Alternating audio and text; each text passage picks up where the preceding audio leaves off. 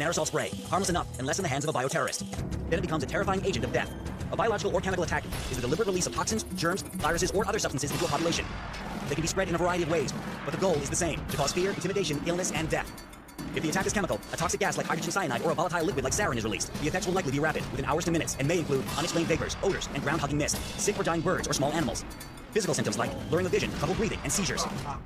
If the attack is biological, germs or other biological agents like anthrax or the plague bacteria can be inhaled or ingested. All have delayed effects, which may include flu-like symptoms, eye infections or rashes, chest pain, or even vomiting blood. First tonight, Spotlight can reveal the Dorset village, which has suffered a series of birth defects, was exposed to enormous quantities of chemicals in 1959. Families in East Lulworth are already demanding a public inquiry into germ warfare tests carried out in the 60s. Now, documents show chemicals were dumped by aircraft over Dorset in quantities that were up to 1,000 times greater than the rest of the country. Our environment correspondent Simon Hall has this exclusive report.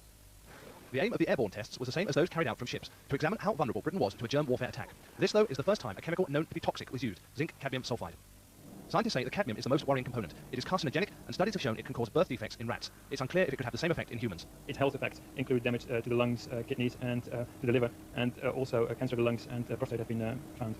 The test was carried out in August 1959. A plane flew above the North Sea, then along the English Channel, spraying the chemical. Typical numbers of particles detected were 0, 1, 8, 12, and a maximum of 38. But when the plane reached the end of its track, something happened. That resulted in Dorchester sampling 4,315 particles. There was no sample point at East Lulworth, but it lies directly in the chemical's path.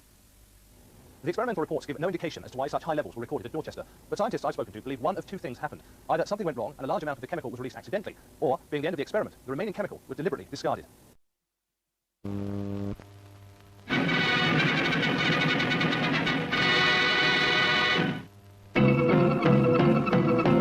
For the first time, Porton lifts its veil of secrecy, or to be more accurate, draws aside its defense curtain, just enough to give us a glimpse of its activities.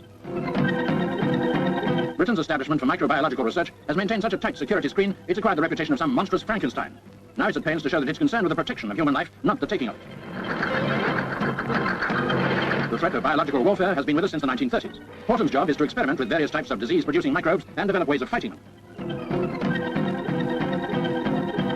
Porton has its own special farm, breeding a host of laboratory livestock, but the filming of experiments involving animals is against the law. More important is how a couple of aircraft spraying germs in the air could blanket the whole of Britain in a matter of hours. We were also shown some of the purely medical research, such as work on mosquitoes for the World Health Organization, the studies on virus diseases, and methods to combat them. To speed up mass vaccination, Porton developed this injection gun, which fires a jet of liquid through the skin and does away with needles. Porton produced much of the Asian flu vaccine during the last epidemic, while foot and mouth is among their current studies. But some 20% of the research is still top secret. Very properly, they have no intention of giving our defense secrets away.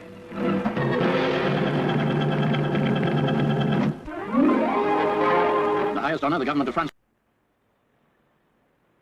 This is a political protest in Britain, but the cause of it is one of the most fearsome products of modern science, nerve gas.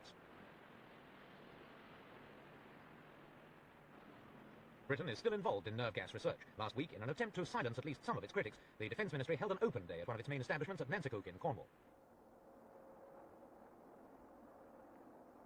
This part of southwest England is a popular holiday area, but Nanticoke, sprawled over 800 acres of cliff-top scenery, is one place where tourists are definitely not welcome. This, in fact, was the first time it had been open to the press since its construction 18 years ago.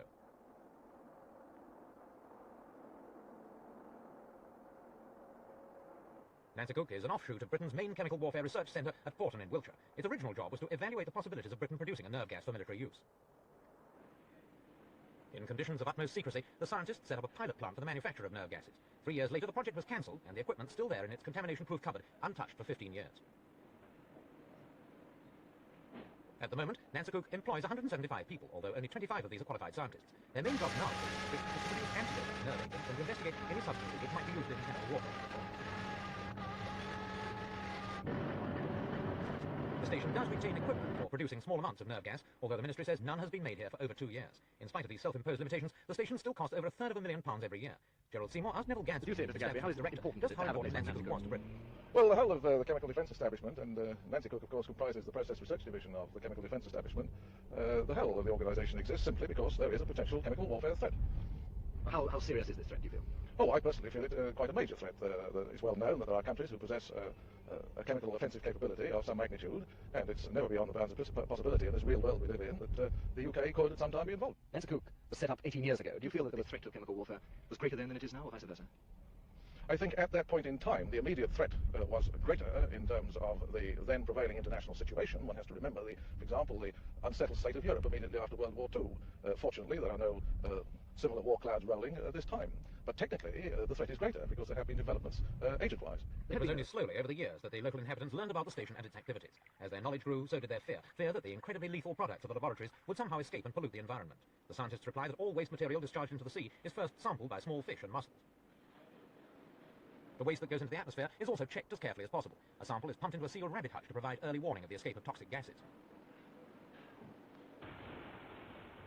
This is, or should be, reassuring news for the people of Nanticoke, but germ warfare is an alarming concept, and it stirs up fears and emotions not easily quelled. Last year, dozens of seals were washed up on the Cornish coast.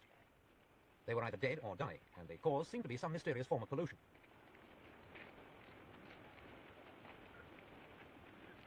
Seals weren't the only problem. Opponents of the germ warfare establishments claim 3 men have died and 2 been seriously injured while working at Nanticoke. Some of these cases are still being examined, but the authorities maintain that regular health checks on all workers have revealed no evidence of contamination. There have been a spate of rumours surrounding Nanticoke about people working here contracting fatal or serious illnesses, about damage to sea life, seals dying, about the risk of an accident in the transportation of lethal gases along main holiday routes and that sort of thing. What do you say about these rumours? Well, there are many points there.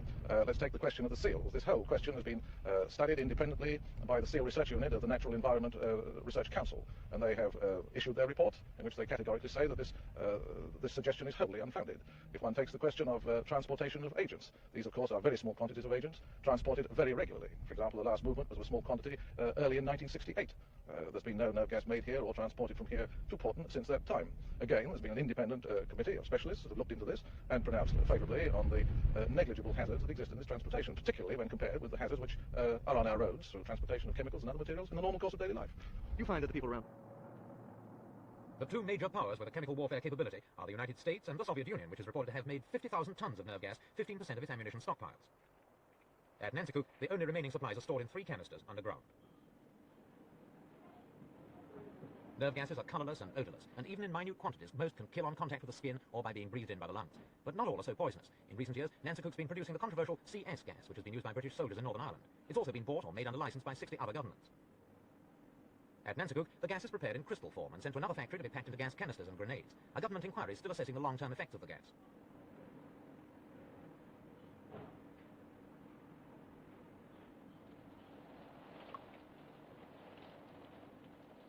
A careful shower and rub down are all this worker needs thanks to his protective clothing. Similar outfits are being supplied to the armed forces. But opponents of Nanticoke say that if the unthinkable did happen and nerve gas war were unleashed, the population at large would be unprotected. Principal objections about the establishment of Liz Compton. I have objections to all the establishments in this country which are working on research or development of chemical or biological weapons, because we're told that these are for our defence, but when one gets down to the facts, the defence is always for the armed forces. There are no plans for the protection of the civilian population. And this is a future doesn't appeal to me at all, that we in fact are providing money for this research, and we are providing people to do work in this research. And if it is with the open-eyed knowledge that we are not going to be protected in any way, then this appears to me idiocy. But antidotes, protective suits have been developed at Portland and at Nanticoke. We are told that these have been developed and produced for the armed forces, but nobody has ever pretended that they are for your children or my children or us. And though I am very much in favour of medical research going on in various forms for the protection of the civilian population, I think that this is rational. I don't think this is what we're doing.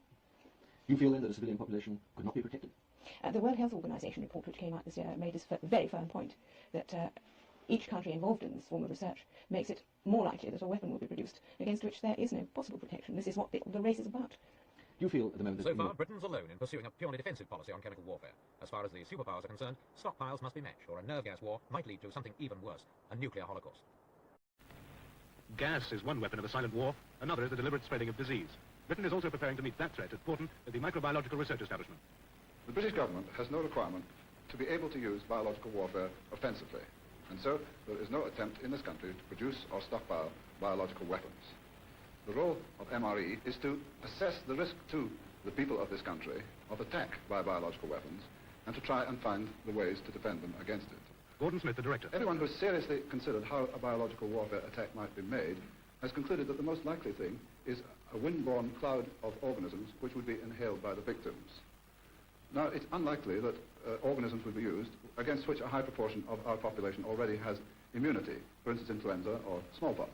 And so one looks for agents which cause epidemics by the airborne route in other parts of the world, such as plague, tularemia, Q fever, and other infections of this sort.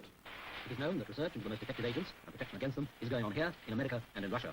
It is secret work, justified as prudent defensive research, but critics argue it could easily be used offensively, for studies of the weapon's potential are necessary to develop defensive techniques.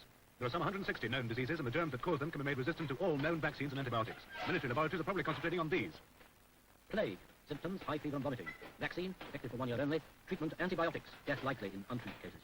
Q fever. Symptoms, fever and muscle pains. Vaccine available. Treatment, antibiotics effective. Death unlikely, but prolonged weakness very common. Anthrax. Symptoms, difficulty in breathing. Vaccine available. Treatment, antibiotics effective if taken quickly, otherwise fatal.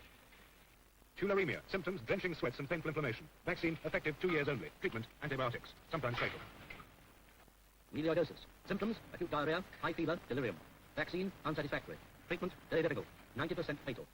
Botulism, the most potent poison known. Symptoms, rapid exhaustion. Vaccines, possible but short supply. Treatment, very difficult, usually fatal. It's impossible to provide everyone with an ample of something which they could give themselves to protect them against every sort of biological attack. Vaccination requires 3 or 4 weeks to be effective, and so it must be used well in advance of an attack. All the possible diseases have different forms of treatment, and so to provide an omnibus treatment for all kinds of diseases is also impossible, and I can't see anything of this sort available in the near future.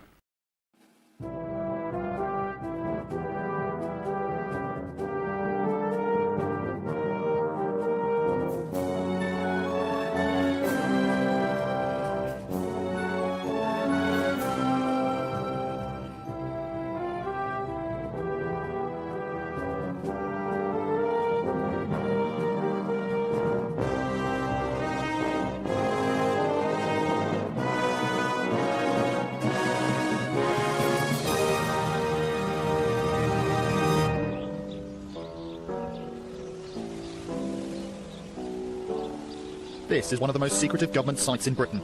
Throughout its 88-year history, it's tried to remain in the shadows. But this year, the Chemical and Biological Weapons Research Centre at Porton Down in Wiltshire was thrust into the spotlight by the inquest into the death of Ronald Madison. The 20-year-old national serviceman died in 1953 after being tested with the nerve gas sarin. Fellow veterans of the test say many suffered the consequences of being human guinea pigs. Madison died on the spot. I know of one widow that's a member of our group. Her husband died within a year of leaving there. I think he was 26. And there have been many premature deaths, people before the age of 60. Ronald Madison was misled into volunteering to be tested within the confines of Porton Down.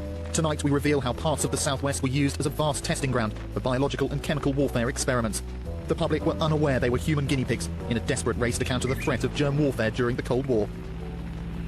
The 3-stage sampler was used to measure the dose and the viability of the test organism in the cloud. They were actually contaminating this area with bacteria. Now, this amazed me. I thought that they were doing research work. It turned out that no, they were using the area as a giant laboratory. It doesn't surprise me when you consider the political culture of the time, because it was a culture of paternalism where the state knew best, that the people of the country were not entitled to know what was happening. Any actual pokings around in the workings of the state was considered unacceptable, and of course the standard phrase that was used here was national security. Porton Down was set up in 1916 to develop chemical weapons and to protect the British military from the effects of such ghastly means of conducting warfare. In the 50s and 60s, fears of a Soviet attack prompted a frenzy of secret scientific trials. Documents now declassified in the National Archives reveal that the public was sprayed with chemical compounds and bacteria throughout the West Country. Sprayings took place from the air, sea and on land. The public knew nothing about these trials. As information about the clandestine activities of government scientists emerged, campaigners like Mike Kenner from Weymouth became curious. When you find out you've been sprayed, you want to find out, what have I been sprayed with? Is it safe? Did anybody conduct toxicity tests on it? And this is the reason why I got into my sort of research I was doing. So I started asking questions of Porton Down because I knew how to ask questions from Porton Down. John Major brought in this code of practice, 1994, which made it more possible for the public to be able to ask these sort of questions. The quarry village of Westwood near Bradford-on-Avon. During the Second World War, these old mines were transformed into a hive of underground activity. Hundreds of people were relocated from the Midlands to work in a bomb-proof Royal Enfield factory. The wartime work was secretive, but what workers didn't know was that next door to them was even more sensitive government property. Underground tunnels were used to store priceless art treasures from the British Museum, whilst German bombers blitzed London. Works of art from Buckingham Palace were relocated and carefully stored in air-conditioned rooms. When the war ended, the pieces were moved out, but the government held on to the site. Scientists from Porton Down thought it was the perfect place to conduct their experiments, as this exclusive footage shows. Technicians working in the test chamber during trial changed completely into protective clothing. This was not so much for safety as to avoid carrying heavy contamination into the lab area nearby, where the samples were handled. During the 50s, there was concern that Britain's underground and transport system could be vulnerable to being sabotaged by terrorists, releasing toxic substances into ventilation systems. Scientists wanted to see if an attack was viable, so used a bacteria to simulate a more deadly biological agent. The experiment involved the release of a bacteria which had been developed in America for the same purpose, as a stimulant for anthrax. The spores were much the same size as anthrax spores, and it behaved in the same manner. It was supposed to be absolutely harmless. It was supposed to be a harmless stimulant, but in fact, later research proved that in certain cases it wasn't as harmless as they'd first hoped. For 50 years, these documents remained under lock and key. They reveal that even the man in charge of the trials was not convinced that one of the bacteria used, Serratia marcescens or SM, was totally harmless. Wing Commander Mackay, who conducted these trials for Portendown at the Westwood Quarry, was very concerned about the levels of SM that the workers outside the chamber were exposed to, and he called it a so-called pathogen, which shows that even in those days, we're talking the 1950s, a Portendown scientist was very worried as to whether this bacteria could cause disease or not. A Portendown spokesman says at the time SM was internationally recognised as a non-pathogen. It was checked by animal tests, but Porten says they do not have any details of what this entailed. The bacteria has since been described as an opportunistic pathogen. This means those with a low immune system could be vulnerable if exposed to the bacteria. Graham Myatt spent 6 years working underground for the Royal Enfield factory during the 1950s. He started as an apprentice and was involved in high-precision engineering work. He remembers the secrecy surrounding what he was making, but had no idea about what was going on in the old British Museum site next door. Bob Tonkis started working underground in 1945 as an apprentice toolmaker. Apart from a break for national service, he remained there until 1963. But they couldn't stress enough that you had to keep away from the place. Nobody was allowed near it.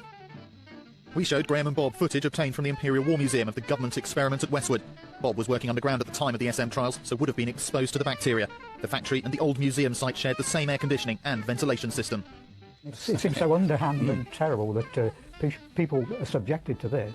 I mean, if it was a foreign country, we would be jumping up and down and saying how terrible, but it's happened here. But I think now we were misled.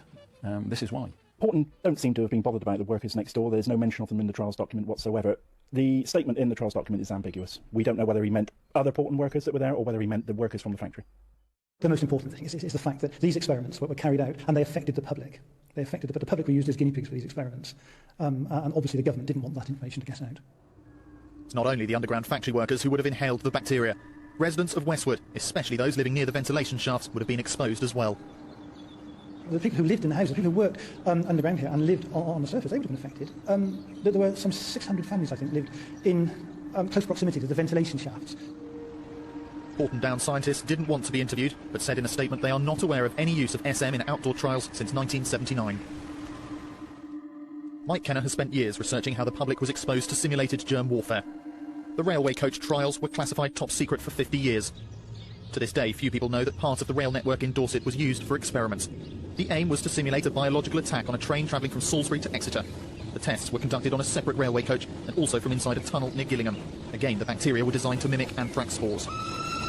A man stood inside Buckhorn Western Tunnel. He had a man pack on. He waited for the train to come in. It's an old steam train. He had to try and wait, judge his moment just right, and sprayed the train.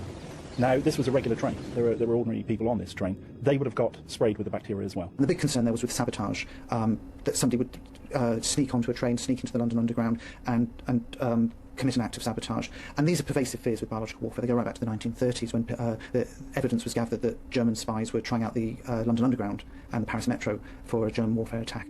The railway trials showed that it was feasible to attack passengers by disseminating germs, and demonstrated that Britain's transport system, both above and below ground, was vulnerable to biological attack. The political climate in the 50s was characterised by Cold War paranoia. You had government bureaucracies that were trying to plan for all eventualities, the worst case scenarios that they could possibly think of, be it nuclear war, biological, chemical war, invasion, internal subversion, and these bureaucracies, they would plan for these situations, they would work out responses to those situations, and they would try and anticipate what those in power might want to ask them, what we might fear was too politically sensitive to ask them. In part 2, we show how this area of Dorset was sprayed with bacteria under cover of darkness.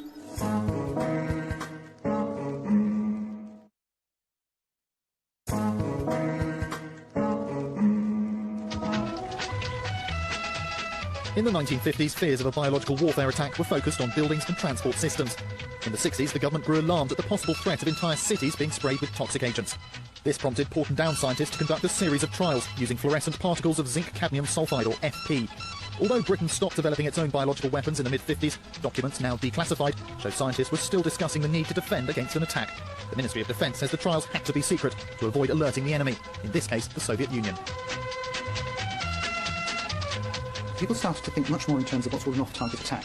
In other words, someone would come along, fly a plane or sail a ship, say 200 miles along the English Channel, and slowly release a cloud of biological agents, and this huge cloud would drift across the whole region and poison them. As this idea took hold during the late 1950s, the scientists started to say, well, we've got to do experiments to see whether or not this is a real threat or not. And that's why they were concerned about the potential of the large area coverage and the large area threat. According to these documents, there was no option but to keep these trials secret, despite some openness in the US about similar trials in the early 1960s. In August 1960, Salisbury and its surrounding area was sprayed with particles of zinc-cadmium sulfide, a chemical which mimicked toxic agents. So a plane flew about 40 miles away from Salisbury, and for 100 miles, it flew in an arc. For 100 miles, it was spraying this zinc-cadmium sulfide particles, spraying about £1 per mile, so £100 in all was used. All across Salisbury, there was a sampling grid set up. There were two grids set up. One was rural, one was in the centre of the city. And they've both been monitoring the air. At every one of these stations, air monitoring was taking place. And if it had used biological warfare agents, you can see what they were practicing, it would have wiped out the entire city. Cadmium is a known carcinogen. These trials were done without any toxicology tests being carried out. Normally, when Porton's scientists use a simulant for tests, they gave it a T number. This substance had no such number. Even Porton's own official biographer mentions in an internal review how surprising it was that no tests were done before or after the spraying. He concludes there are no reports on toxicity. They really thought that this was stable. They thought that it wasn't going to cause any harm to anybody and proceeded on that basis. They just assumed that it would be safe. I don't think they deny that the substance itself is toxic because they made sure that all their workers wore appropriate protective equipment while using the stuff. They all wore dust masks with Home Office respirator kits. They all made sure that they wore surgeon's caps, surgeon's gloves and overalls, and that the overalls were washed in a special laundry. And the building that the zinc-cadmium sulfide was stored in was demolished by burning. It was incinerated. Due to public unease, an independent scientist, Professor Peter Lackman, was asked to conduct a review of the use of zinc-cadmium sulfide. But as no official report was produced on the spraying of Salisbury, this was not included in the inquiry. A spokesman for Porton says while some cadmium compounds are undoubtedly toxic, FP is not. It says the Lackman report points out that the available evidence indicates there was no danger to health. No one knows what happened in Salisbury. They're blissfully unaware. The reason being is that if Porton didn't experiment and they didn't like the trial's results, or they felt that they weren't very good results, they weren't, didn't give what they were looking for, they didn't write up a report. If they didn't write up a report, then that never goes into the Public Record Office. It wasn't given to the independent review. So the residents of Salisbury have no idea that these two trials took place in August of 1960. Although BW appears easy, defence is difficult. How can an attack be detected quickly? You can't smell it, you can't see it, you can't taste it, you can't feel it, and you can't hear it. Our atmosphere is heavily polluted with all kinds of small particles, so the detection of a disease-causing particle is a complex problem. If costly research produces a detection method, should we make our knowledge public, and hence easier for an aggressor to avoid? The answer, my friend, is blowing in the wind. The answer is blowing in the wind. Back in 1963, Porton planned a series of tests over a large area off the south coast, known as the Dorset Defence Trials. The scientists wanted to see if bacteria which mimicked biological agents sprayed at sea retain harmful effects when drifting inland. Most trials contain E. coli and a bacteria called Bacillus globigii, which occurs naturally in hay and soil. The E. coli, a different strain to the one which causes food poisoning, was isolated from faeces on a toilet seat at Porton Down and cultured in the laboratories. The ice well was actually used to spray these organisms, and then there was detectors at various points, both on the coast and inland, and these tried to pick up how many of the organisms both landed and how many of them survived, to see how far this cloud would spread. Now, the reason why they came to Lyme Bay is it's a semicircular bay, which means that they can use all sorts of wind directions. So they could put a ship in there, it could sail in a straight line course, spraying bacteria out the back out of an adapted agricultural sprayer. These bacteria were carried onshore and sampled inland by mobile teams. These trials were done in utmost secrecy. They were done at night, not so much for secrecy, but because the organisms survive better at night, but that added a layer of secrecy. Then on top of that, people were just not told about these experiments. In fact, the documents about the experiments only came to light in around 1997, 1998, so they were kept under wraps for a very long period of time. Whilst these trials were designed for specific research purposes, they demonstrated in a striking way the feasibility of small-scale biological warfare. An appreciable dose of viable bacteria was achieved over an area greater than 1,000 square miles by the release of only 120 gallons of suspension. Weymouth, Portland, all of the South Dorset area is pretty unique insofar as that we have had over 80 germ warfare attacks. Although that they didn't use pathogens to intentionally cause illness, we have been attacked. All the methods that were used will be used in a germ warfare attack. Between 1963 and 68, 36 separate bacteria experiments were done in Lyme Bay from the ship Ice Whale.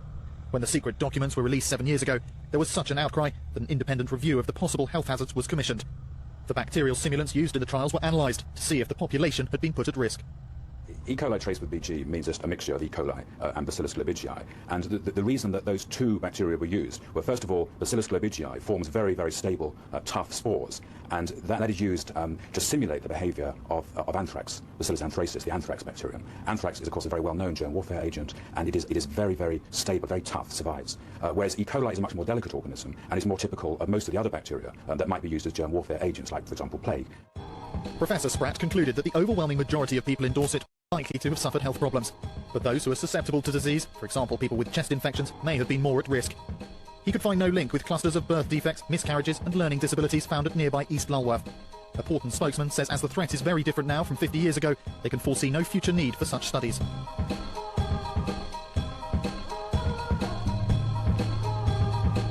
After decades of secrecy, mystery still surrounds exactly who authorised these tests in populated areas. Porton's own field trials document admits there's a paucity of information, and in many instances authority for these tests came only from within Porton. This memo, written by the chief scientist in 1963, admits if the trials were made public, it would be politically embarrassing. The matter of authority is, according to declassified documents, now almost impossible to trace. It's very interesting that they were able to write in these documents that this had better not get out because it will be politically embarrassing. That shows that they did not expect those documents to be read, whereas now those in government are much more canny about the probability of documents being read and are much more cautious about how they operate. In the next programme, how sprayings over public areas continued into the 70s. And as the threat of bioterrorism rears its head again, we reveal exclusive details of further anthrax tests.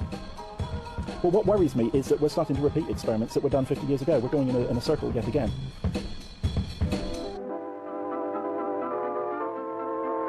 You might be forgiven for thinking this is a 60s holiday camp. It's not. It's lunchtime at the government's top-secret biological and chemical research centre at Porton Down in Wiltshire. At the height of the Cold War, public anxiety grew about the goings-on at Porton. In an attempt to allay public fears, this propaganda film was released. Although television and newspaper cameramen have spent many hours in MRE, they almost always only represent the work carried out here by this. Yet this glossy image hides a sinister tale of secrecy at the highest levels of power. The West was being used as a vast testing ground for Porton's biological warfare research programme. It's, I think, inconceivable that that would be done now, but times were very different then. I think that the Cold War was very much in people's minds, and there was a concern that the UK was particularly vulnerable to a germ warfare attack from an aeroplane going down the coast or from a ship offshore, and they really wanted to understand something about how the bacteria spread and what the extent of the threat was, and was it just going to be people in a very small area, or would in fact people over the whole of the south of England be potentially at risk of being infected with a germ warfare agent. A huge test programme was carried out by Porton Down scientists, sanctioned by government. One series was carried out in the 1960s off the Dorset coast near Weymouth. Two types of bacteria were sprayed from a modified ship, the Ice Whale. One, known as Bacillus globigii, or BG, simulated anthrax. The other was E. coli. If you got close to the ship, you'd be able to see the mist, but away from it, you wouldn't be able to see it at all. The spraying was done always at night, because otherwise the sunlight would have killed the E. coli. The BG was in spore form, so the sunlight wouldn't kill that. That was almost sort of armour-plated. So all the attacks, and that's what they were simulated attacks, occurred at night. Of course, the state in a democracy is meant to serve the people rather than the people serve the state. And we have a more democratic political culture now that allows the kind of questions that you're asking to be asked. And when there's no transparency, when there's no accountability, then people in these situations find it very tempting to abuse their power and simply assume that they know best. It's pretty obvious that we do need to know how to defend the country. I have no problem with that whatsoever. I do have a problem with experiments being carried out in public areas without public knowledge, with no independent safety oversight. As the 60s ended, Porton Down's testing programme became more ambitious and spread from sea to air. After they'd done the experiments of the large-scale releases from the Ice Whale, they wanted to scale those up, and they had a Canberra bomber which they modified so it would hold very large amounts of bacteria, up to about 1,000 gallons, and would spray that from the aeroplane as it flew low across part of the UK. Throughout 1967, the dual-purpose bomber used as its target RAF Tarrant Rushden in Dorset. Yet the bacteria being sprayed would have been carried some 50 miles on the wind towards Somerset. I don't think they were any different from the experiments from the Ice Whale, because they were using the same bacteria, the E. coli mixed with the Bacillus globigii, and the amounts that were released were similar to the amounts from the Ice Whale, although they did intend from the documents to build up to larger releases. In the late 90s, Professor Brian Spratt, now based at Imperial College in London, was asked by the Defence Ministry to independently review the potential health implications of spreading bacteria over populated areas.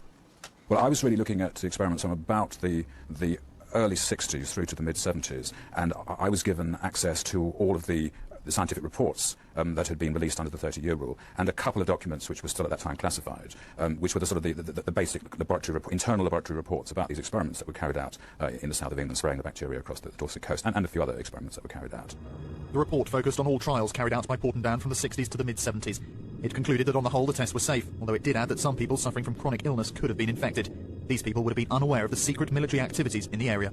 Nobody knew about these. These were very secret, and so certainly if there had been a small cluster of cases of pneumonia, for example, then they certainly wouldn't have been picked up, because everyone gets pneumonia. Well, not everyone, but pneumonia is a relatively common disease, and so doctors would not, I think, have known that anything odd was going on. So I think that's one of the interesting things, that these releases were done on a public that were completely unwittingly exposed to these agents, and something I think we wouldn't contemplate doing, the MOD wouldn't contemplate doing now, but at the time it was considered to be justified. Justified or not, the report did highlight some concerns over safety. It stated that 4 of the trials were even more risky. There were a couple of batches which had a rather higher level of contamination, and they were still used. They were put into mice, they didn't kill the mice, and so the contamination was not thought to be important. I did think it was slightly odd that they did decide to spray those particular suspensions, given they had a significant level of contamination with bacteria that weren't very well characterised. Recently, ITV West obtained previously classified documents from the Public Records Office. These detailed 6 secret trials carried out in 1968. Although this time was covered by Professor Spratt's report, he says he had no knowledge of them before we showed him the documents. Was he, like the public, being kept in the dark? I'm surprised to hear that, because I did try and get hold of all the documents, and I think if the MOD is going to go to all the trouble of having an independent report, they should show me all the documents. I think just to try and sort of hide them and not even tell me of their existence, I think is not a very sensible way to behave. The papers relate to a unique set of tests, which were different because they served no scientific purpose. Porten's intention was purely to show off its capabilities to representatives of the armed forces. As a public relations exercise, live bacteria were again sprayed across Dorset. By the early 70s, scientists at Portendown had begun discussions with the Americans about sharing their expertise on biological warfare. The UK had the technology to tell what germs were being used in an attack, while the Americans could detect their approach. At the time, the only other people in the Western world or other NATO countries that were working on such a project were the Americans, and they had 2 very good systems. So the chiefs of staff somehow managed to persuade the Americans to come over here and collaborate.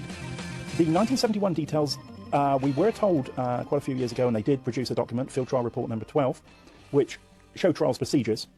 Trials results weren't mentioned too much in there. There was even, we found out recently, a press release prepared should members of the public have found out that this was occurring in 1971. But in there was a slight lie, was told. I've got to call it a lie because that's what it was. And they said that no live bacteria were sprayed at all, where in fact we know that they did spray BG live. And here's the proof. The draft press release, approved by the Under-Secretary of State for the Army. It stated that the spray used a harmless aerosol cloud of killed bacteria to simulate such material. What definitely wasn't for public gaze was this top-secret document. It says one element of the trials involved viable or live bacteria.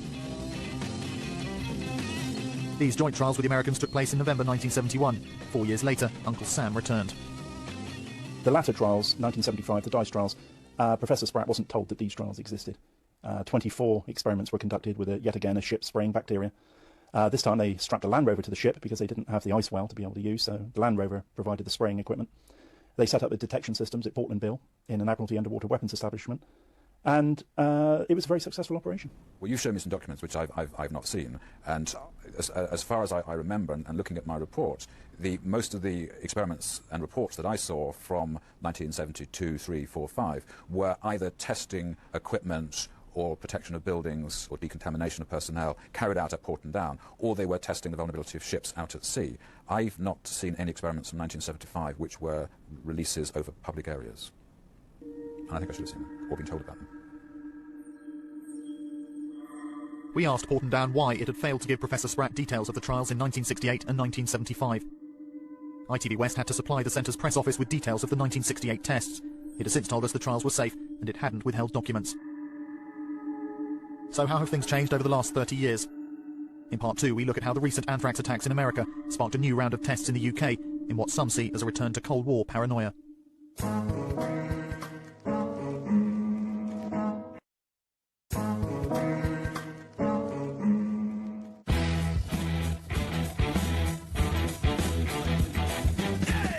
During the Cold War, the UK braced itself for attack from its communist enemy, the Soviet Union.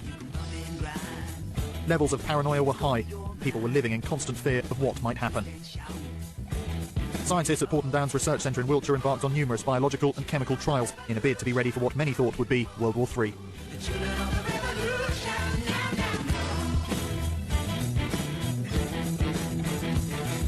Today, the threat has changed. It now comes from terrorist organisations rather than from nation-states. The government is still fighting a propaganda war.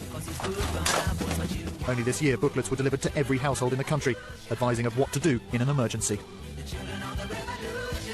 In terms of the probability of being killed by a terrorist with a biological weapon, it's almost infinitesimally small. Let's put it this way, if you think there's useful information on that leaflet about how to protect yourself, then the most dangerous thing you could do is cross the road to get that leaflet, because the probability of being killed by a car while doing so are vastly, vastly higher. It's just extremely unlikely that such a threat could be acted upon. And it does raise the question, why then is the government delivering these leaflets? Partly, it's just covering itself. There's an element of saying, well, if an attack does happen of any kind, and it's unlikely to be a biological one, then they can say, well, we did something. No one can say we did nothing and didn't prepare. But how prepared are we? Emergency services carried out a mock chemical attack in Birmingham a few months ago. 2,000 volunteers took part. Had they been victims of a genuine attack, they'd probably be dead. The emergency services took 4 hours to treat them and conceded that lessons must be learnt. So are we seeing a return to Cold War paranoia? Is there really a threat, or is it simply government spin? Governments gain politically from atmospheres of fear and paranoia about external threats, and I'm not saying they're doing this deliberately to stir people up, but that is the effect of it. People start to think, oh, if it's this scary and dangerous, then we better trust the government, we better hand power to the government, we better stop questioning the government. Maybe they do know best. Whether it knows best or not, one thing that is clear is that the government today is scrutinised more than it's ever been by the population at large. 3 years ago, following a spate of anthrax incidents in the United States, London suffered its first alert at the stock exchange. 13 people were taken to hospital following the scare, which turned out to be a false alarm. These incidents have demonstrated that the contingency plans that have been developed by frontline emergency services, both within the NHS and the police too, are effective and can be deployed rapidly. This prompted action here by the Royal Mail in 2001.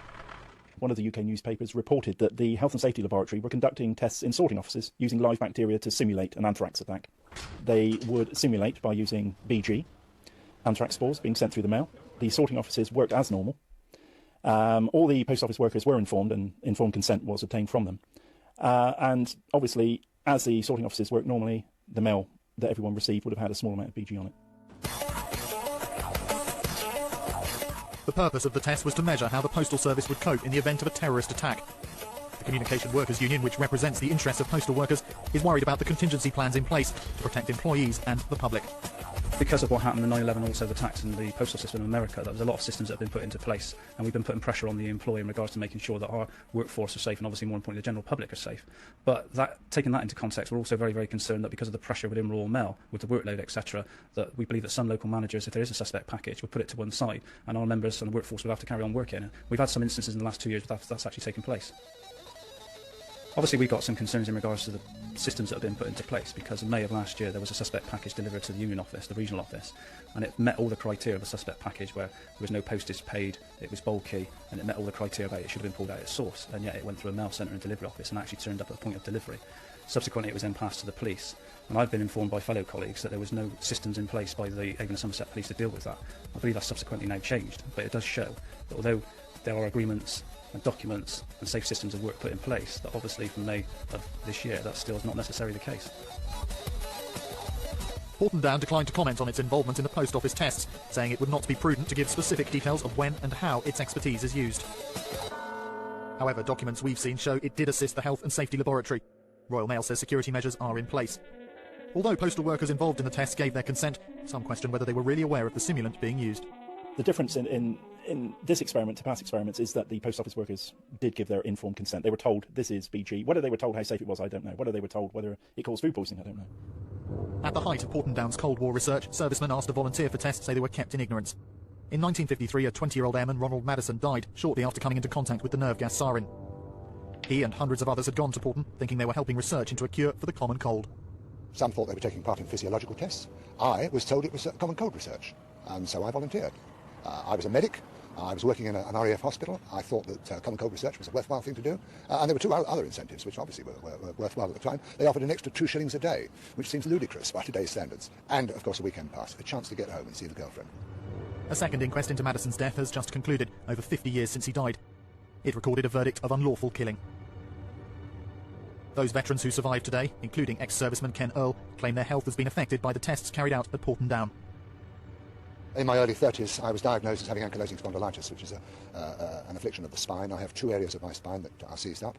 Generally, I think that the experiment with sarin has affected my nervous and immune system. I think today people are more aware of biological warfare. In the past, it was always sort of a scary thing that was kept out of the way because nuclear annihilation was probably more on people's minds than biological warfare. Nowadays, because we know that biological warfare is cheap, people are more educated. We understand it's cheap. It's easier to do. I'm not going to say it's easy to do, but it's easier to do than, say, nuclear warfare or even chemical warfare. It is on people's minds, yes, but it's always been there. That danger has always been there. Well, I think the threat of the very large release, the hundreds of gallons from an aeroplane, probably is pretty low. Because that was very much the nation state. That was Russia particularly producing huge amounts of many BW agents. We're now talking very much more about small releases. I don't know how you evaluate a risk. I think there is a risk. I think it's probably over-exaggerated in America. I suspect the risks here are judged in a slightly more rational and calm way than in the States. I think there is a risk. I wouldn't like to say what the risk was, but I think the risk is mainly of fairly small-scale releases of some of these BW agents. Whatever the risk today, those in power have changed the way they deal with secret documents. As we've seen from papers released after 30 years, what goes on behind closed doors is often very different from what the public is told. Actually, one of the recent innovations in government has been post-it notes. These are regarded as incredibly valuable by those in government because you can have the document, you can stick a post-it on, and the job of the person who receives the document is to read the post-it and bin it. Porton Down continues to contribute to the defence of Britain today, just as it did during the Cold War. We'll have to wait 30 years before getting any clue as to what it's involved in now. No one would argue against the need for a degree of secrecy, but how much access should the public have to information about the workings of the state? In the interest of national security, for you and for me, it is necessary to keep a small amount of MRE's defence work secret. No work is undertaken on the development of munitions for the spreading of diseases. The research is limited to that necessary to enable an effective means of defence to be devised.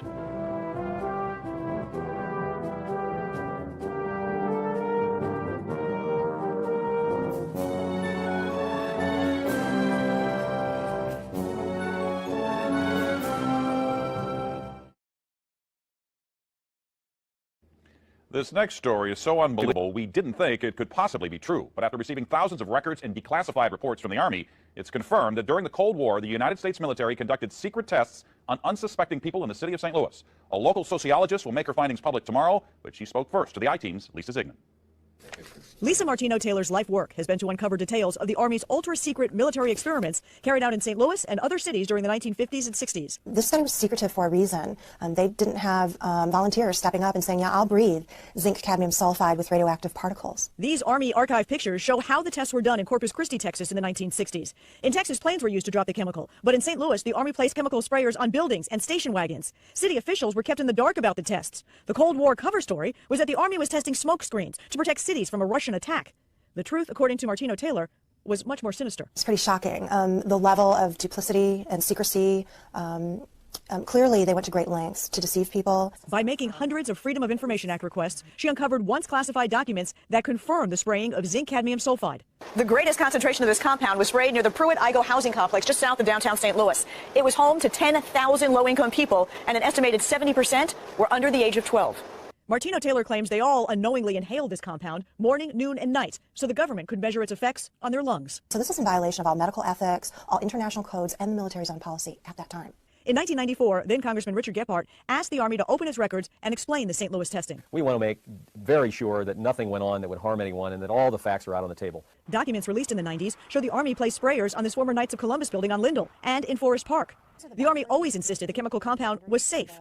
Martino Taylor believes documents prove otherwise. There's a lot of evidence that indicates that people in St. Louis, in the city, particularly in minority communities, were subjected to military tests that was connected to a larger radiological weapons development and testing project. For the first time, she links the St. Louis testing to a company called U.S. Radium, a company notorious for lawsuits involving radioactive contamination of its workers. United States Radium had this reputation where they had been found legally liable decades prior for producing a radioactive powdered paint that killed many young women who painted fluorescent watch dials. While the Army admits it added a fluorescent substance to the zinc cadmium compound, details of whether it was radioactive remain secret. Documents uncovered to date indicate the Army never conducted follow-up studies to see whether the compound caused long-term health issues. In 1972, after years of crime, poverty, and decline, the government destroyed the Pruitt-Igoe housing complex. Lisa Zigman, News Channel 5, I-Team. Now, the company U.S. Radium no longer exists. Martino Taylor has placed all of her research, including the declassified documents, online, and will link you to that data at ksdk.com. Now, she will make all of her findings public tomorrow at St. Louis Community College Merrimack campus. In the meantime, if you remember the spraying, the I-Team's Lisa Zigman would like to hear from you. You can email her at lzigman@ksdk.com. We do not believe that civilians were exposed in that situation. And all the situations. We do know that some civilians were exposed in tests that occurred in Hawaii, possibly in Alaska, and possibly in Florida. And I'm going to turn to Dr. Kilpatrick. Were there any other sites where civilians may have been exposed? In Vieques. In Vieques, Puerto Rico, their health. And beginning, as I understand it, going back several years, what we know today is that there have been a number of veterans who have expressed concerns about their health. And beginning, as I understand it, going back several years, in fact, into the early 1990s, is the first time that I'm aware of that these concerns began to be expressed. And what we know today is there are approximately in the 50s, I think roughly, number of individuals who filed claims related to their belief of exposure. Different roles depending upon the test and the situation. This testing was part of a tripartite agreement with Canada, the United States, and Great Britain. And the testing that was done involved people conducting the tests from each of those three countries. The testing in Great Britain was done at Portendown. The testing done in Canada was at Ralston, their again, chemical testing facility. And both Great Britain and Canada have released this information to their public some years ago. That protective gear and measures were taken. Whether those... The information seems to suggest that in every case where live agents were used, that protective gear and measures were taken. Whether those would be of the same standard of today, you know, that's something that we don't know the answer to. But it is clear from looking at these records that at that time, people took the measures that they thought would be fully protective of the people involved. Of the 5,500 identified. Oh, why? On the nights the trials took place, a convoy of vehicles would leave RAF Swanton Morley. An operative from the Chemical Defence Establishment would head the team on their top secret mission. They drove to various locations on the outskirts of Norwich to install sampling devices set up to detect clouds of zinc-cadmium particles, which would imminently be released from a military aircraft and carried on the wind. An aircraft would take off. It would fly 25 miles away from the centre of Norwich. At night, it would be spraying out zinc-cadmium sulfide all the time.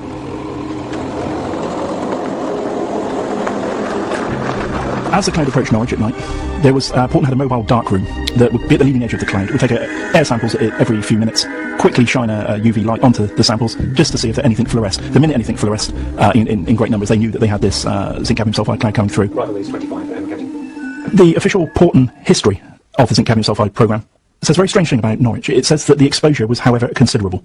This is a very strange statement. They do not make this statement for the rest of the trials that were carried out, and there's over 100 of them in the UK. But in Norwich, they specifically mentioned that it was a considerable exposure. The Ministry of Defence declined to be interviewed for this programme, but they did issue this statement. Zinc-cadmium sulfide was widely used at the time of the trials by a number of different countries as an air movement tracer in meteorology, and was regarded as safe. Cadmium naturally resides in the soil, but any increase in the levels present as a result of these trials and any potential health risks are causing concern. Jean Corley grew up next to an allotment where one of these sampling machines was placed. I believe that there could be a link between my mother's cancer and the tests that were carried out with Norwich from the fact that we ate our own vegetables that my father grew. I'm also concerned that my brother and I, as we ate the same produce, might actually end up with the same disease as my parents did. My mother was a brilliant grandmother, absolutely adored her grandchildren, and she always looked on them as her boys, always used to ask how her boys were, and I know of anything that they'd miss her, and you know, she missed seeing them growing up, which is unfair. We do indeed see more patients, newly diagnosed patients with esophageal cancer than we might expect to see for the population, and certainly compared to some other parts of the country. Many of them will have worked on or lived off the land. It's quite striking. But I think that probably reflects the part of the country that we're in. We're in a part of the country that's, of course, intensely agricultural. And I think that, to some extent, reflects that. But it is something that would, I think, make one look for a possible link. Last winter, Wyn Parry and Norwich North MP Dr Ian Gibson, amid a flurry of newspaper coverage, forced a health inquiry. It reported that there were indeed significantly high numbers of throat cancer in Norfolk.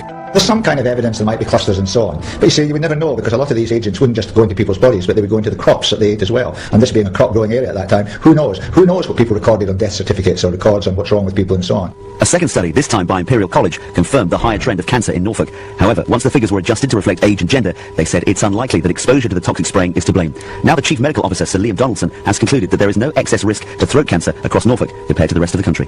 Somebody should be running around Norfolk now to see how much esophageal cancer there really is, what's been missed, and what the true figure might be. Maybe Wyn Parry's the man to do it. It's a case unproven, and we have two facts. We have the fact that we have many more patients with cancer of the esophagus in Norfolk than we might expect to see for our population. And we also have the fact that in the 1960s, a chemical was dropped over part of Norfolk and the part of Norwich that we know can cause health risks. They're two separate facts, and it would be speculation to link them, but as a scientist, I think it would be sensible to look at that, which is something that we would hope to be able to do in the fullness of time. But what about Cardington and Bedfordshire? The local MP, Alistair Burt, knew nothing of the trials which affected so much of his constituency. Inside Out showed him the details of what we discovered. Alistair, you've had a chance to look at this report now. Just how shocked are you that zinc cadmium sulfide was sprayed on the back of a lorry? It does seem quite extraordinary that it was done in that way, because when you think of the height of the particles when they came out, they'd have been incredibly close to land, to people. They wouldn't have been as easily dispersed in the air as they would have been if they'd been dropped from an aeroplane, and it does seem an extraordinary story. So what are you going to do now? I mean, you're going to take this to somebody and say, hey, what was going on all those years ago? I think there's an issue about the times that this was done in, and I think people were more unquestioning about what happened then, and I think there's a certain amount of that it's not possible to reopen. But plainly, whether or not there was any impact from what happened then as to what's happening today in terms of health is terribly important to discover. What answers will you be looking for about the way things were carried out here? I think my constituents are entitled to the same answers as MPs have sought in different parts of the country in terms of what these trials were about, what precisely happened here, any possible consequences. But in particular, because of the way in which these trials were carried out, the fact that they were done so differently here, the lorry travelling around, the numbers of times per day they were done, the way in which the stuff was produced and introduced into the atmosphere here, that's palpably different, as far as we're aware, from what may have happened somewhere else. Now, accordingly, I think it's up to me to talk to the health authorities here in Bedfordshire to ask them whether there's any possibility of there being any incidences of cancer, any clusters of cancer that might possibly have been related to this. And I think that work has to start now, because with this being so long covered over, having brought it to mind now, we've got to find out in order to reassure people to make sure they know that they're safe. From what we understand of cadmium, it can remain in the environment for some time afterwards. I think if they were aware of the full spectrum of risks, then it was probably questionable at the very best. The question whether this was a correct thing to do is, as I say, not a question that we were asked to approach. That's a question for government. I mean, one can see that in the 21st century that would probably be considered very improper. And at the height of the Cold War, people's views on this may have been slightly different. And although one's always terribly sympathetic to people who are sick, it's terribly dangerous to, for this reason, impose causality on things that happen to be in your mind. But there is really no reason to believe that anybody came to any health harm from it. Well, I've read Professor Langman's report. I think he's an excellent scientist, good at analysing data, but he's only as good at analysing as the data he actually gets. I think there are lots of gaps that need to be covered and looked into. Now they have to admit that actually since the tests, doubts about the safety of that compound have arisen. And I think that's very politically damaging for them. And the problem that they've got is that they're left with not very reliable data. But also the other problem that they have is that they've released a whole load of material out into the countryside, and they're not absolutely sure how much they have actually released, which causes them a problem when they're asserting that it's completely safe. I mean, it's a bit of a cock-up, really. I'm not particularly looking forward to what the times ahead, because it's certainly not a very pleasant death.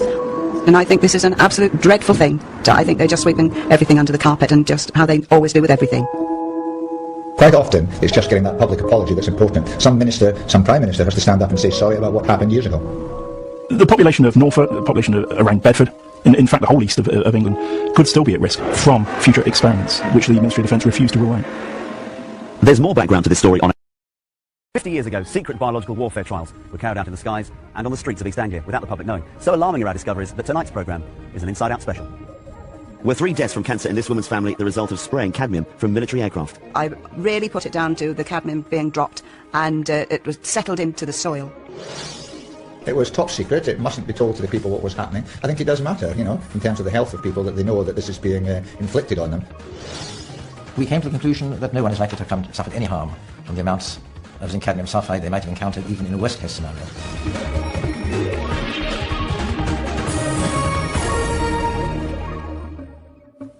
In the 1950s, as the Cold War escalated, there were fears that Britain, as an exposed, vulnerable island, could be devastated by a biological or chemical warfare attack. In readiness for possible war, people living in vast areas of Bedfordshire, Norfolk and the East Coast became guinea pigs in covert defence experiments. Inside Out disentangles the facts from the deceit to reveal a disturbing chapter of secret history that may prove to be at odds with the official line.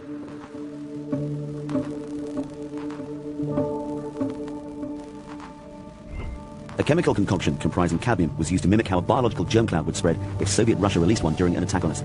Rural Bedfordshire was sprayed from aircraft and, more shockingly, from a converted lorry. The city of Norwich was hit over a sustained period. The Ministry of Defence have consistently said there was no significant health risk as a result of the experiments. I used to work in the cancer field, and I always knew that cadmium, you know, was a deposit in your body that you oughtn't to have. Why they chose cadmium, why they did the whole test, you know, is a mystery to me. In 1963, Norfolk was first sprayed with this chemical. At the time, Yvonne Jarman lived on Halvergate Marshes near Great Yarmouth. There was no history of cancer in her family before then. First of all, my mother had esophageal cancer, and she died with it. And then my sister, she had esophageal cancer, and she died with it October 2005. And then my brother, he died with it, and this was earlier this year. And now I've got it. Do you believe then that Halvergate could have a higher concentration of this cadmium because of its position and where the wind would have blown the zinc cadmium sulfide at the time of the test? Well, I don't know if it could have been any more there, any more than it is in other places, but I'm pretty sure that Halvergate had its fair share. Inside Out has delved deeper into this story. Not only have we discovered that scant regard was paid to the safety of these experiments, but that there were highly questionable ethics involved. So how did it all come about? In the 1950s, the Russians were taking an aggressive stance, yet if war came again, it would be played under different rules. Chemical, biological and nuclear weapons were waiting in the wings. Here in Britain, the Defence Research Establishment at Porton Down in Wiltshire was doing its best to find ways to protect us. Porton Down wanted to find out if the Soviets launched a biological cloud off the coast of Britain and it rolled across Britain. They wanted to see what effect it would actually have in killing people and inflicting damage on Britain. So what they had to do was look around for something that they called a simulant. Now, a simulant is a supposedly harmless substance that mimics all the properties of a real biological warfare agent. And they settled on a substance called zinc cadmium sulfide. What would happen quite often is a plane will fly off the coast, started at Cromer, flew down past Lowestoft, down the east coast, and then along the English Channel, always spraying zinc cadmium sulfide all the time, quite large quantities of it, at least £1 a mile. Some of these particles will get stuck in the sampling units. The sampling units are then taken away, they're studied, mainly by having a fluorescent light played onto them, and the individual particles of the simulant are then counted by a scientist. Frontline RAF bases like Cardington outside Bedford were redeployed for defence against an enemy which was yet to show its hand. Today the military presence has gone, but hidden ghosts still linger. Most prominent among the remains now are the two vast hangars which housed airships like the famous R101. But also stationed here was the balloon defence establishment, and connected with that is a far darker history. Although the future for airships was uncertain, the technology still had a use in weather monitoring. The balloon defence establishment emerged from the Second World War, fired up with all sorts of secret military work that could be disguised as meteorology. So clandestine were its operations that even employees were kept in the dark about what was going on. We worked in this hangar on the balloons, repairing, inflating, rigging them. The people that did the weather balloon, which was just around the corner here, they attached various instruments to it, but I mean, I don't know what they were. Another former balloon defence serviceman, Bob Musket, has lived in Cardington for most of his life. While he worked on the base, gossip was commonplace. During the time I was there, the rumours were rife about this. They were experimenting with different things. The major one was gas, the use of gas in wartime. What you don't know, you don't worry about. So if they're doing something that they haven't told you about, then the fewer people that know about it, then it's a better kept secret, isn't it? At the time, Porton Down was a completely secret establishment. It was barely known about. So it was just a sort of reflex action at the time that everything they did was kept in complete secrecy. And their argument was that you couldn't tell the public what was going on, because if you told the public what was going on, then the Russians would find out. These open-air biological trials might never have come to light if it wasn't for people like Mike Kenner. Styled as an open government campaigner, Kenner has made full use of the Freedom of Information Act to obtain access to locked-away government files. He's unearthed some startling facts about what went on in East Anglia. But there's one secret that has turned Kenner's investigation on its head. Recent document has come to light from Porton Down which shows that they didn't check this substance for toxicity prior to the spraying, or indeed even afterwards. The former Porton scientist who investigated this in 1999 was quite surprised that no one had bothered to research on how this would affect the public. This is a copy of the official report. It acknowledges that cadmium is a poisonous heavy metal, but it was not tested for its toxicity prior to the experiments. Alarmingly, this was admitted to be a deficit. Normally, a substance used by Porton Down, especially in a public area, would be subjected to a toxicity test. This toxicity test would mean that the substance was given a unique T number. Zinc cadmium sulfide has no T number. No one appears to have looked into the ramifications of breathing this substance in, especially in the size that they sprayed it in, between 1 and 5 microns, which obviously means that it gets deep into your lungs. Coming up, the lanes of Bedfordshire turned into an outside laboratory. The amount of cadmium we're exposed to anyway, by which is released by industry into the atmosphere, is very much greater than anyone was exposed to from this. We know something that potentially was harmful was introduced into the atmosphere here. In and around Cardington, at least 55 field tests were carried out over a 6-year period. We've discovered that 32 of them involved the use of a specially converted van. This enabled the chemical compound to be sprayed secretly out of a vent in the roof. The main thing with the Cardington trials was the amount of experiments that were carried out per day. Sometimes, the minimum I think was 4, and then the maximum was 6 on some days. So many trials were done on the same day. The quantities were huge. In fact, Porton Down sprayed in one series of trials in one day. They sprayed so much that all the trials results merged together. They couldn't tell the individual trials apart. Scientists who were actually providing the source, they were completely protected against this substance. Yet, a few yards away from the van, there were people walking around totally unprotected. It sounds dramatic, but there would have been newborn babies in prams, there would have been young children, there would have been old people, there would have been people with asthma. If you lived next to that route, you were really taking in quite a large dosage over a very small period of time. And now that you know a van drove around a village lane spraying cadmium, does that horrify you?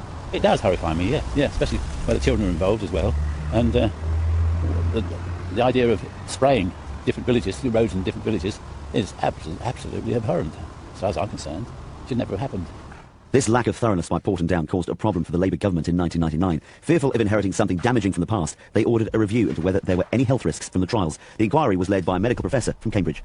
The Ministry of Defence invited the Academy of Medical Sciences to review the evidence after it became public knowledge that these trials had taken place between 53 and 64, it became public knowledge they had been taking place, concern was expressed, and they want an independent scientific body to go over the evidence and to advise whether anybody is likely to have come to any harm. And what did you conclude? What did you deduce from the evidence? We looked at all the evidence that was available to us, and we came to the conclusion that no one is likely to have suffered any harm from the amounts of zinc cadmium sulfide they might have encountered even in a worst-case scenario during this period. The amount of cadmium we're exposed to anyway, which is released by industry into the atmosphere, is very much greater than anyone was exposed to from this, even those who were in the areas who were maximally exposed. Inside Out has discovered that the Lachman inquiry didn't take into account any of the ground-level trials done at Cardington. Some of the national records weren't available to Professor Lachman at the time. We have now seen the missing documents, and these show that there were more trials, but they were never officially reported. We do not have detailed accounts of the land release at Cardington. We have them from Bewley, but you've just shown me some figures, and the highest figures of Bewley were much higher. So the calculations made at Bewley are more pessimistic than those would be made from the figures you've just shown me. The scientists in the back of the lorry were dressed in full protective clothing, yet just a few feet away in the villages the lorry passed through, people would have been exposed to quite a lot, wouldn't they? I do not know the details exactly how this was done. I don't suppose they did it in built-up areas. I don't imagine they did it where there were people about. But I don't know. You may have more descriptions of that, since this particular document wasn't available to us at that time. We weren't asked to consider whether this was an efficient way of predicting biological warfare. But if you ask me just as an uninformed observer, I think this was actually a very sensible way of doing it. They were very similar to the trials that were done in the United States at the same time. So what is safe exposure to a poison? In the States, the trials in the 1950s and 60s were more openly known about, and there were people prepared to speak out against toxic spraying in public places. An environmental professor, Art Spomer, became concerned about the deliberate exposure of cadmium to humans. Professor Spomer told his superiors about the potential risks of open-air spraying, but initially he was ignored. It was only when he published a scientific article that anyone took any notice. Spomer's article was based on medical research into cadmium poisoning done as early as the 1930s. It was known then that cadmium entering the human body in any dosage or concentration was harmful to health. Inside Out tracked him down to his home in Illinois, and he agreed to talk to us. Professor Spomer, do you still stand by what you wrote about the effects of inhaling cadmium? Yeah, I don't think anything has changed since that. I'm not a medical person, and I don't directly follow that literature, but I don't think anything's changed. Do you think the fluorescent particle trials should have ever taken place in the UK?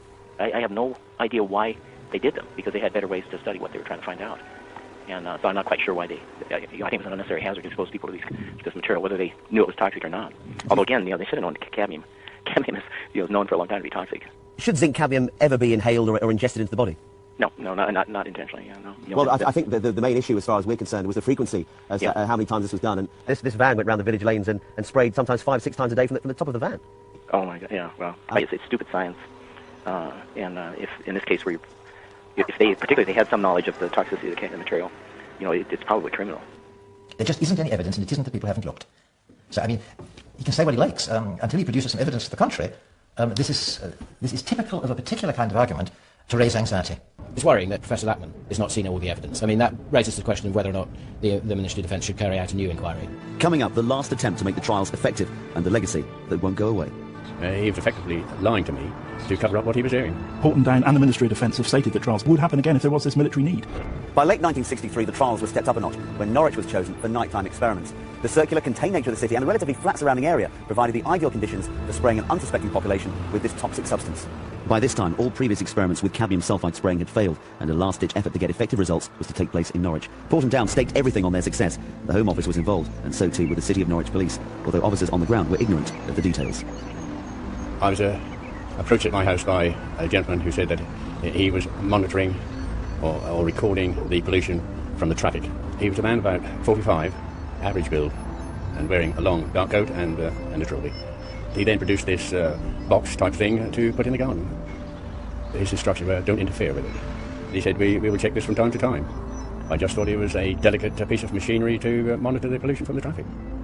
What the man from the ministry put in Stan Wilson's garden was a device for detecting zinc cadmium sulfide released into the atmosphere. If somebody had asked me what the apparatus was in my garden for, I would have told him exactly what I'd been told. It was for the traffic pollution. By him telling me all this, I was perpetuating a lie to anybody else who was inquiring about it. I feel completely disgusted that they should have used this cadmium sulfide when they knew that it was a very dangerous poison. No one was to know. As we now know, police officers were involved, they were not told why. On the nights the trials took place, a convoy of vehicles would leave RAF Swanton Morley. An operative from the Chemical Defence Establishment would head the team on their top secret mission. They drove to various locations on the outskirts of Norwich to install sampling devices set up to detect clouds of zinc cadmium particles, which would imminently be released from a military aircraft and carried on the wind. An aircraft would take off. It would fly 25 miles away from the centre of Norwich at night. It would be spraying out zinc cadmium sulfide all the time.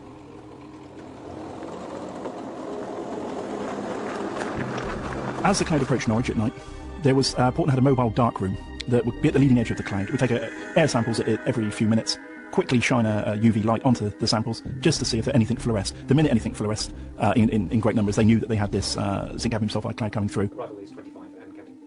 The official Portland history of the zinc cadmium sulfide programme says a very strange thing about Norwich. It says that the exposure was, however, considerable. This is a very strange statement. They do not make this statement for the rest of the trials that were carried out, and there's over 100 of them in the UK. But in Norwich, they specifically mentioned that it was a considerable exposure. The Ministry of Defence declined to be interviewed for this programme, but they did issue this statement. Zinc cadmium sulfide was widely used at the time of the trials by a number of different countries as an air movement tracer in meteorology and was regarded as safe. Cadmium naturally resides in the soil, but any increase in the levels present as a result of these trials and any potential health risks are causing concern. Jean Corley grew up next to an allotment where one of these sampling machines was placed. I believe that there could be a link between my mother's cancer and the tests that were carried out with Norwich from the fact that we ate our own vegetables that my father grew.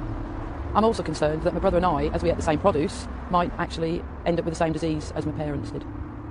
My mother was a brilliant grandmother, absolutely adored her grandchildren, and she always looked on them as her boys, always used to ask how her boys were, and I know of anything that they'd miss her, and she missed seeing them growing up, which is unfair.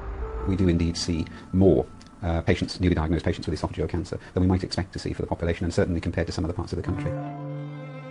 Many of them will have worked on or lived off the land. It's quite striking. But I think that probably reflects the part of the country that we're in. We're in a part of the country that's, of course, intensely agricultural. And I think that to some extent reflects that. But it is something that would, I think, make one look for a possible link. Last winter, Wyn Parry and Norwich North MP Dr Ian Gibson, amid a flurry of newspaper coverage, forced a health inquiry. It reported that there were indeed significantly high numbers of throat cancer in Norfolk. There's some kind of evidence there might be clusters and so on. But you see, you would never know because a lot of these agents wouldn't just go into people's bodies, but they would go into the crops that they ate as well. And this being a crop growing area at that time, who knows? Who knows what people recorded on death certificates or records on what's wrong with people and so on. A second study, this time by Imperial College, confirmed the higher trend of cancer in Norfolk. However, once the figures were adjusted to reflect age and gender, they said it's unlikely that exposure to the toxic spraying is to blame. Now the Chief Medical Officer, Sir Liam Donaldson, has concluded that there is no excess risk to throat cancer across Norfolk compared to the rest of the country. Somebody should be running around Norfolk now to see how much esophageal cancer there really is, what's been missed, and what the true figure might be. Maybe Wyn Parry's the man to do it. It's a case unproven, and we have two facts. We have the fact that we have many more patients with cancer of the esophagus in Norfolk than we might expect to see for our population. And we also have the fact that in the 1960s, a chemical was dropped over part of Norfolk and a sizable part of Norwich that we know can cause health risks. They are two separate facts, and it would be speculation to link them, but as a scientist, I think it would be sensible to look at that, which is something that we would hope to be able to do in the fullness of time. But what about Cardington and Bedfordshire? The local MP, Alistair Burt, knew nothing of the trials, which affected so much of his constituency. Inside Out showed him the details of what we discovered. Alistair, you've had a chance to look at this report now. Just how shocked are you that zinc cadmium sulfide was sprayed on the back of a lorry? It does seem quite extraordinary that it was done in that way, because when you think of the height of the particles when they came out, they'd have been incredibly close to land, to people. They wouldn't have been as easily dispersed in the air as they would have been if they'd been dropped from an aeroplane, and it does seem an extraordinary story. So what are you going to do now? I mean, you're going to take this to somebody and say, hey, what was going on all those years ago? I think there's an issue about the times that this was done in, and I think people were more unquestioning about what happened then, and I think there's a certain amount of that it's not possible to reopen. But plainly, whether or not there was any impact from what happened then as to what's happening today in terms of health, it is terribly important to discover. What answers will you be looking for about the way things were carried out here? I think my constituents are entitled to the same answers as MPs have sought in different parts of the country in terms of what these trials were about, what precisely happened here, any possible consequences. Then in particular, because of the way in which these trials were carried out, the fact that they were done so differently here, the lorry travelling around, the numbers of times per day they were done, the way in which the stuff was produced and introduced into the atmosphere here, that's palpably different as far as we're aware from what may have happened somewhere else. Now, accordingly, I think it's up to me to talk to the health authorities here in Bedfordshire to ask them whether there's any possibility of there being any incidences of cancer, any clusters of cancer that might possibly have been related to this. And I think that work has to start now, because with this being so long covered over, having brought it to mind now, we've got to find out in order to reassure people to make sure they know that they're safe. From what we understand of cadmium, it can remain in the environment for some time afterwards. I think if they were aware of the full spectrum of risks, then it was probably questionable at very best. The question whether this was a correct thing to do is, as I say, not a question that we were asked to approach. That's a question for government, and we might see that in the 21st century that would probably be considered very improper. At the height of the Cold War, people's views on this may have been slightly different. And although one's always terribly sympathetic to people who are sick, it's terribly dangerous to, for this reason, impose causality on things that happen to be in your mind, that there is really no reason to believe there really came to any health harm from it. Well, I've read Professor Langton's report. I think he's an excellent scientist, good at analysing data, but he's only as good at analysing as the data he actually gets. I think there are lots of gaps that need to be covered and looked into. Now they have to admit that actually since the tests, doubts about the safety of that compound have arisen. And I think that's very politically damaging for them. And the problem that they've got is that they're left with not very reliable data. But also the other problem that they have is that they've released a whole load of material out into the countryside, and they're not absolutely sure how much they have actually released, which causes them a problem when they're asserting that it's completely safe. I mean, it's a bit of a cock-up, really. I'm not particularly looking forward to what the times ahead, because it's certainly not a very pleasant death. And I think this is an absolute dreadful thing. I think they're just sweeping everything under the carpet, and just how they always do with everything. Quite often, it's just getting that public apology that's important. Some minister, some prime minister has to stand up and say sorry about what happened years ago. The population of Norfolk, the population around Bedford, in fact the whole east of England, could still be at risk from future experiments, which the Ministry of Defence refused to rule out. There's more background to this story on our website, bbc.co.uk/Inside Out. Next week, a Network Inside Out special on the rise of Eastern European immigration. And in 2 weeks, another chance to see Heidi's story of hope in America. We'll be back for a new series in January when we move to a Wednesday night. Keep your surprising stories coming from all the team. Bye-bye. Now, it has emerged that no scientists are to be prosecuted over controversial experiments on human volunteers at the Portland Down Chemical Warfare Establishment. The Crown Prosecution Service says a review carried out after an inquest on a volunteer who died there shows there is insufficient evidence to bring charges. BBC South Today's Chris Conover reports. An inquest into the death of Ronald Madison in a gas chamber at Portland Down half a century ago resulted in a verdict of unlawful killing. Resulting in no prosecutions. It's been decided there's insufficient evidence to charge any of the surviving scientists. Some of the veterans say they're not entirely surprised, but there's still resentment about the lack of top-level acknowledgement of what happened to them. The thing that horrifies me is the complete lack of any sort of condemnation for the people that really matter, that is, MOD and people like them. And nothing is ever said to bolster our confidence that they've got the system right. But this is not the end of the affair. 500 veterans of the guinea pig experiments are pursuing personal claims, hoping to win compensation for conditions they believe they're suffering now as a result of what they experienced then. The veterans are ageing, and some are no longer around, but the campaign is continuing. Chris Conover for BBC South Today. We have undercover footage of the World Health Organization in their private forum talking about how the confidence level of the physician community worldwide is decreasing. The WHO is trying to decide on a strategy. A marketing campaign was a term that they used. So now when you have to have a marketing strategy to convince the health professionals, those who have been appointed to safeguard our health and our children's health, when you have to have a marketing campaign, you know that there's something that doesn't smell right. The Centers for Disease Control's own data shows that 1% of the population of the planet currently has autism. The current world's population is 7.7 billion. 1% of that is 77 million. According to the CDC's own data, 77 million children and young adults have autism on our planet right now. And the explanation is that autism is a genetic disorder. There is no such thing as a genetic epidemic. In 29 years, you go from 1 in 10,000 to 1 in 30. There's something wrong. They'll say, well, what about polio? So if you want to look at things like polio, very simply look at polio and then look at the incidence of DDT. Now, most chemical compounds that have been introduced into the global economy, it takes, of the dirty dozen, the 12 most toxic substances that are banned across every nation on the planet, those 12, before they became banned, had been used in global commerce for a minimum of 50 years, most of them for over 70 years before it was determined how dangerous they were. Now, back then, during the smallpox era, there was a chemical called DDT, and DDT is today considered one of those dirty dozen. Nobody uses it. It's considered toxic and it's considered banned from all nations. But there were ads in the United States with children saying, flies don't land on me because I've had my DDT.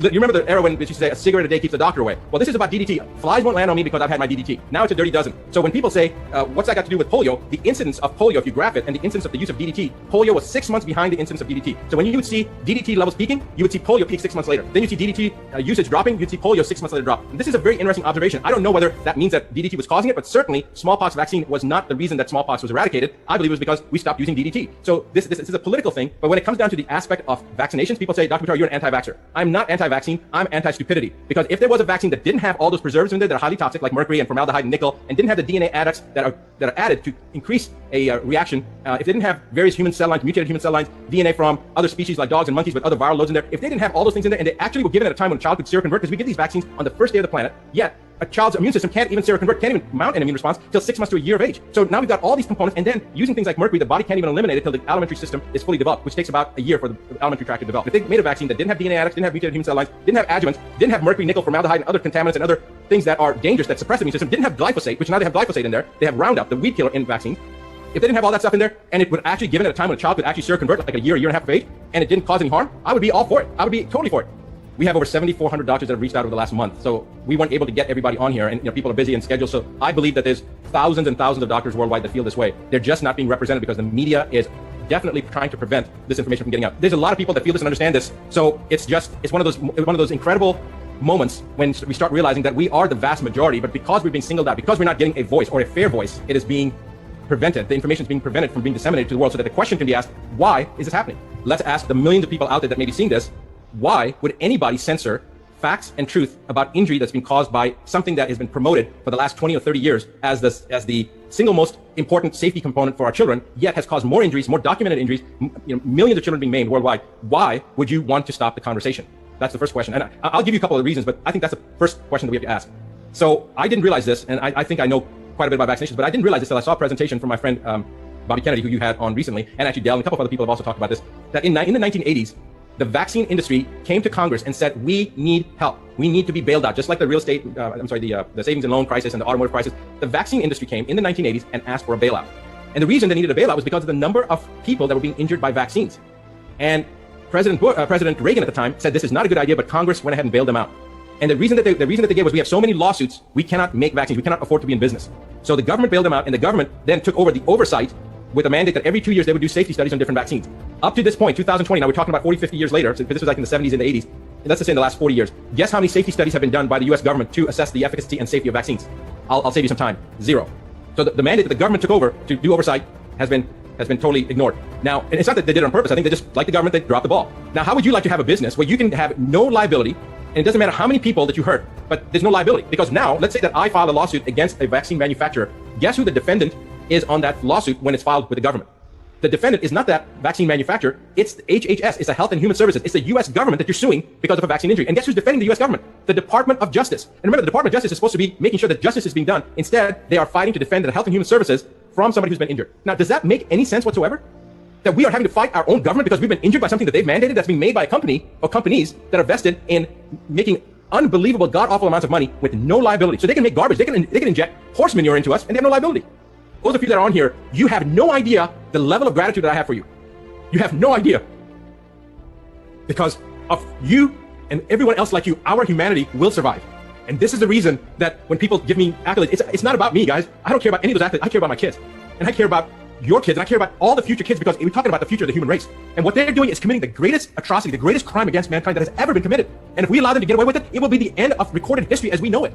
We are talking about a mass extinction level event here that's potentially coming down the pipeline.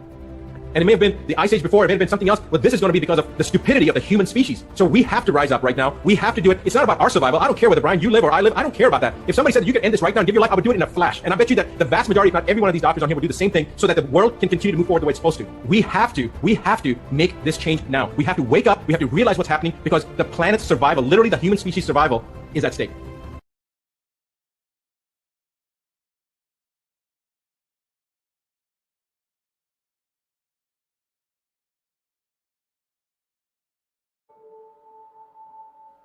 We have undercover footage of the World Health Organization in their private forum talking about how the confidence level of the physician community worldwide is decreasing. The WHO is trying to decide on a strategy. A marketing campaign was a term that they used. So now when you have to have a marketing strategy to convince the health professionals, those who have been appointed to safeguard our health and our children's health, when you have to have a marketing campaign, you know that there's something that doesn't smell right.